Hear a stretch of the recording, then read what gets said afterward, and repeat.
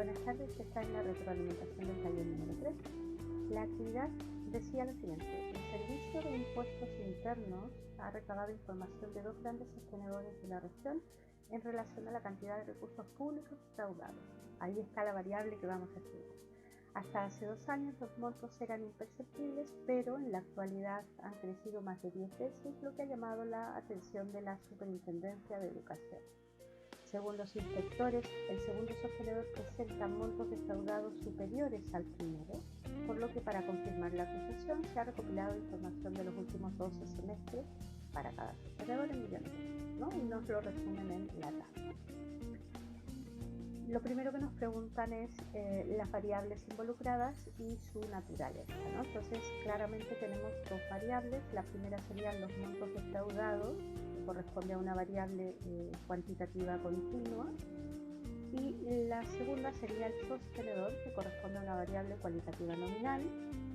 No por el hecho que sea sostenedor 1 o 2 hay una relación de orden, simplemente es un nombre y por lo tanto consideradas cualitativa y nominal.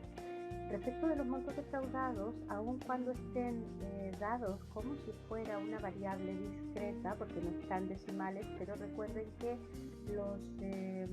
los montos en unidades monetarias son siempre considerados continuos. Bien. En el apartado B nos dice: asumiendo normalidad de los montos públicos defraudados y la homogeneidad de sus varianzas, esto es muy importante porque determina de alguna manera la fórmula que vamos a usar, determina un intervalo de confianza para la diferencia de medias de los montos públicos defraudados por ambas empresas. A partir de allí, dice, concluye con el resultado obtenido, ¿cierto? Concluir si los inspectores están en lo correcto con una confianza del 96%. Por lo tanto, lo primero que tenemos que definir es que el nivel de confianza es un 0,96, por lo tanto alfa será 0,04 y por lo tanto alfa medio, ¿cierto?, será 0,02.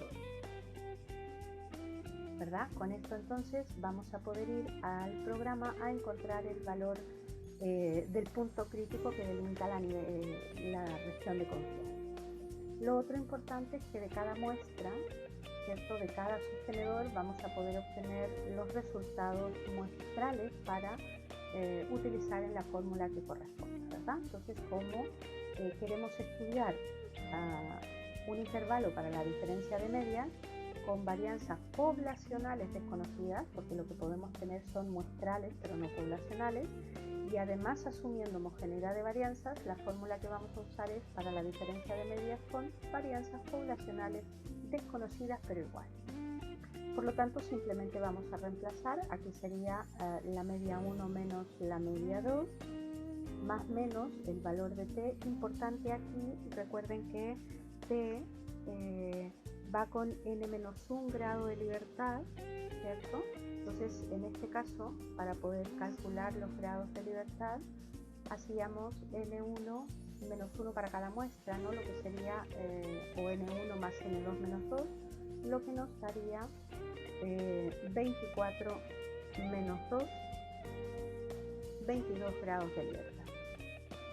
Con eso entonces, ustedes pueden entrar al programa, buscar la distribución T,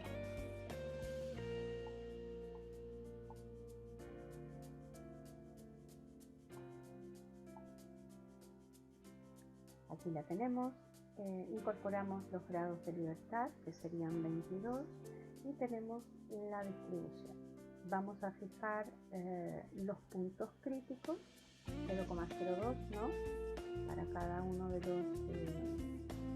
las zonas de la curva, y por lo tanto, para el 96% de confianza, los puntos críticos que delimitan esa región sería más o menos 2,183. ¿Sí? Aquí lo tenemos. Recuerden que no ponemos signo porque el signo ya lo tiene incorporada la fórmula, y multiplicado por la raíz de la varianza conjunta, ¿cierto? Sería simplemente reemplazar.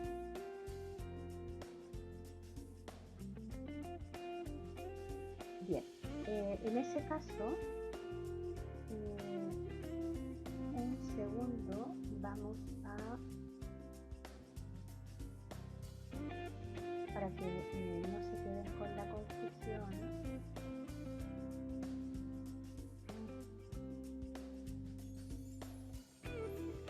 voy a mostrarles la fórmula, que yo creo que debería estar clara, pero por si acaso para que no tengamos ningún inconveniente. Entonces, la fórmula de la desviación sería esta, ¿se recuerdan? Aquí está el intervalo entonces, y lo que hacemos es simplemente reemplazar en la fórmula, ¿de acuerdo?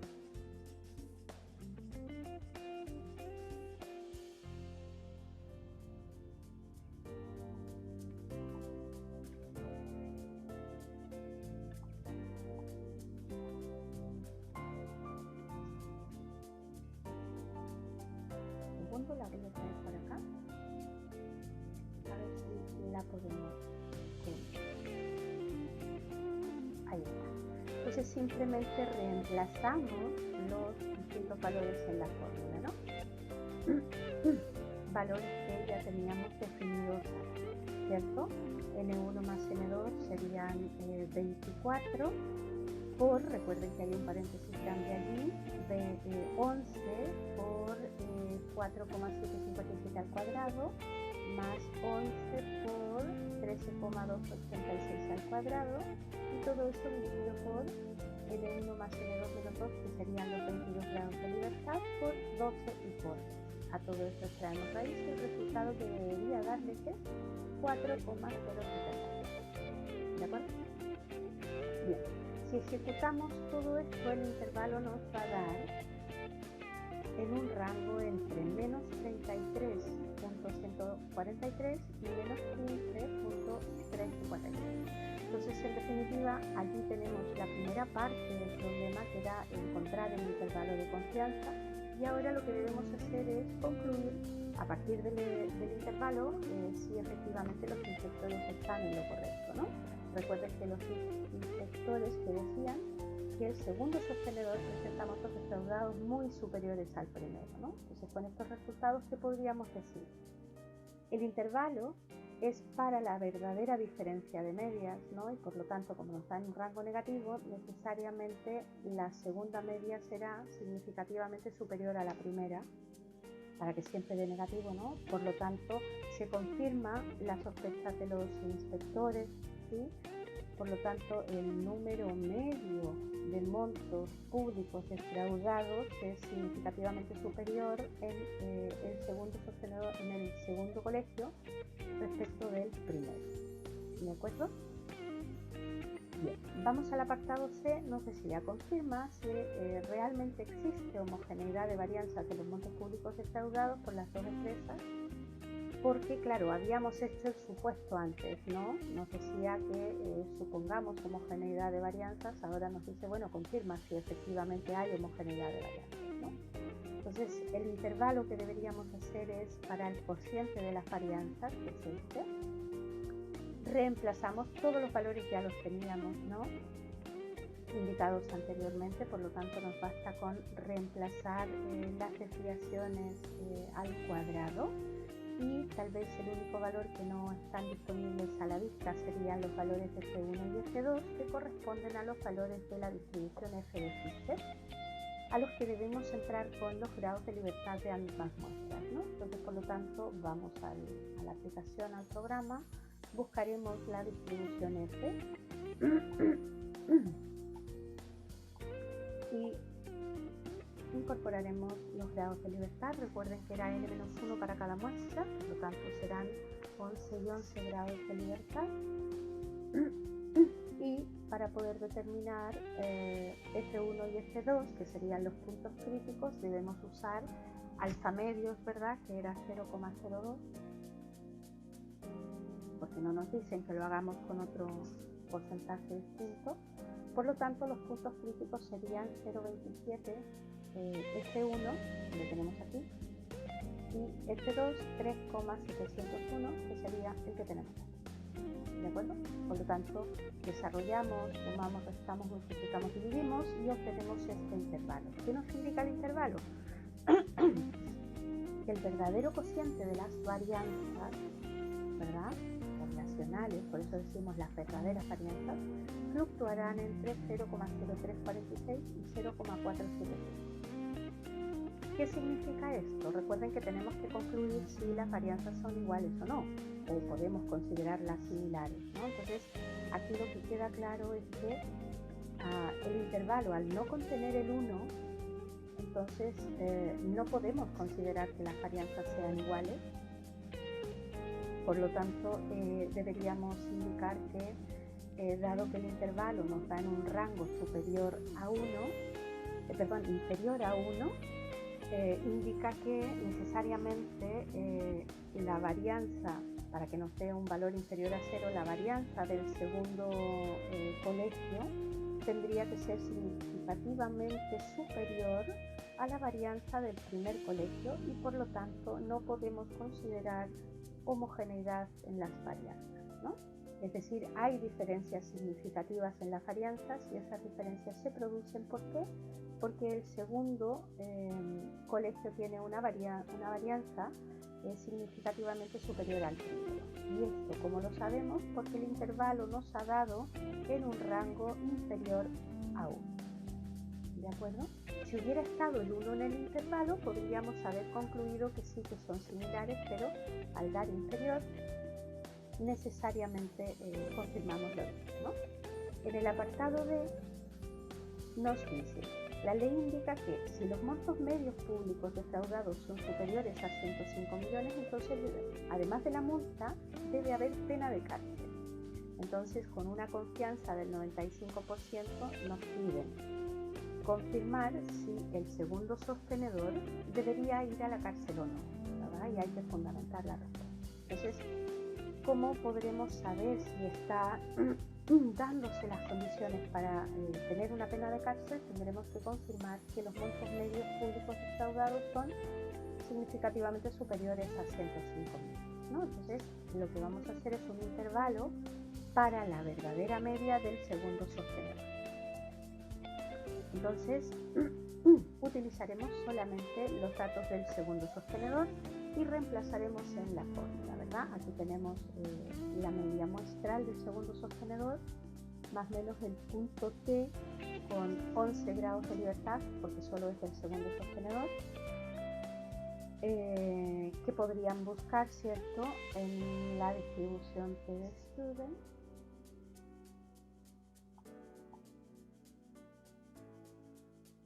Aquí la tenemos con 11 grados de libertad porque solo es el segundo sostenedor.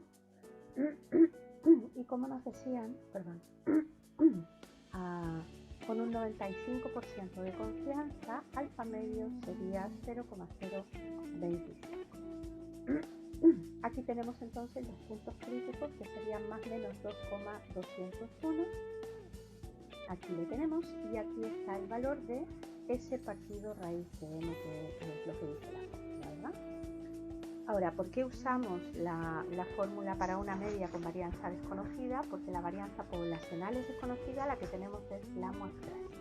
Entonces, si operamos aquí, el intervalo nos va a dar, para la verdadera media de los montos públicos defraudados, que se mueven entre 112,4 y 129,3 millones, ¿cierto?, de pesos.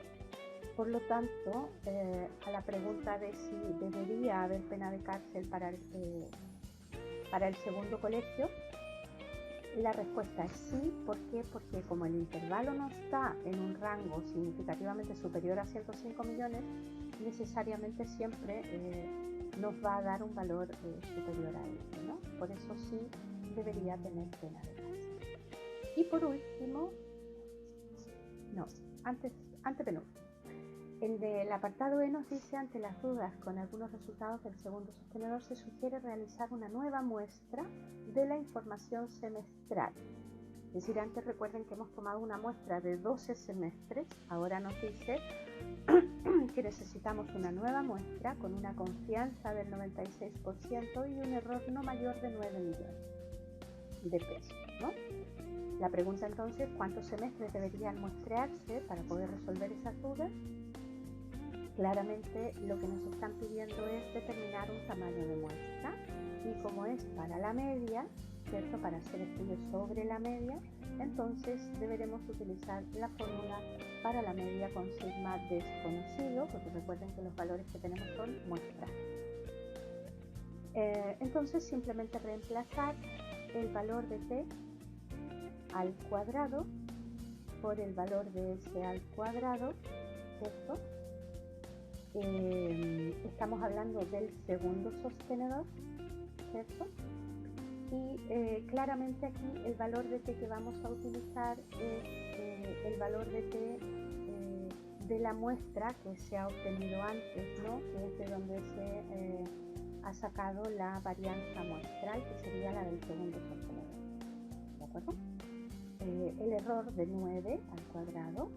Por lo tanto, si operamos esto, nos va a dar 12,81 y lo aumentaremos a, recuerden que dijimos que para la determinación del tamaño de muestra siempre después de la coma, ya sea 0,0001, aumentaremos al entero siguiente para que no se vea afectado los niveles de confianza y el margen de error. ¿De acuerdo? Eso significa entonces que deberíamos muestrear 13 semestres, ¿sí? Solo vamos a confirmar el valor de t, el valor de t al cuadrado. Recuerden que era para 11 grados de libertad y con un nivel de confianza del 96%, ¿sí? Por lo tanto, estamos hablando de el valor de t que hemos usado aquí. No, porque los grados de libertad eran 22. Bien, vamos a buscarlo para que no quede dudas.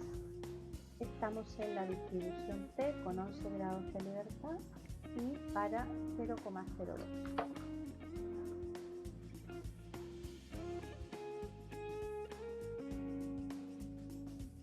¿De acuerdo? Entonces, 2,328, ¿de acuerdo? Aquí tenemos el resultado y estos valores, cuidado con ello, que deben ir al cuadrado.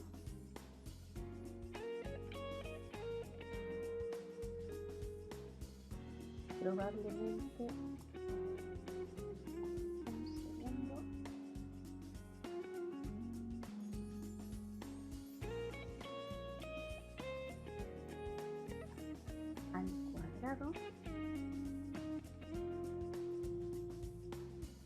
y lo mismo ocurre aquí.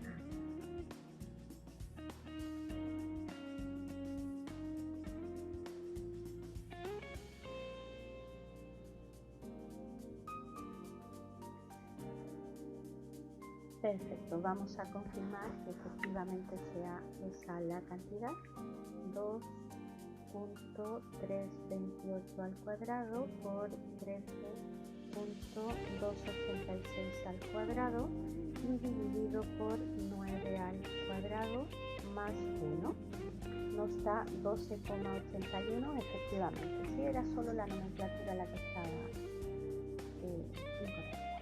¿De acuerdo? Entonces, para poder resolver las dudas necesitaríamos muestrear 13 semestres, ¿sí?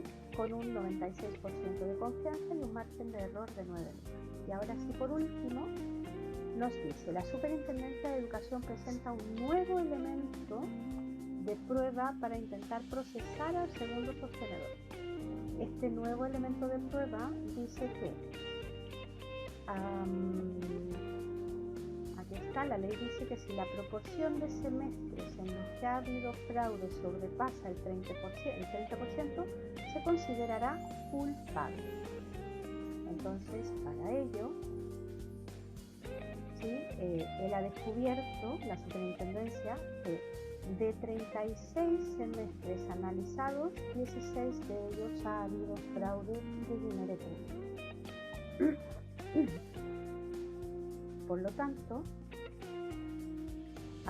con esa información y con un 96% de confianza debemos responder si el segundo sostenedor debería ser considerado culpable, efectivamente, ¿no? Entonces, el parámetro que podemos estudiar aquí evidentemente es la proporción, y la proporción estimada se observa de la muestra obtenida, ¿no? Que serían 16 dividido en 36, no se olviden que la proporción es éxitos dividido por el total de casos, por lo tanto nos indica que la proporción de semestres defraudados es de 0,444.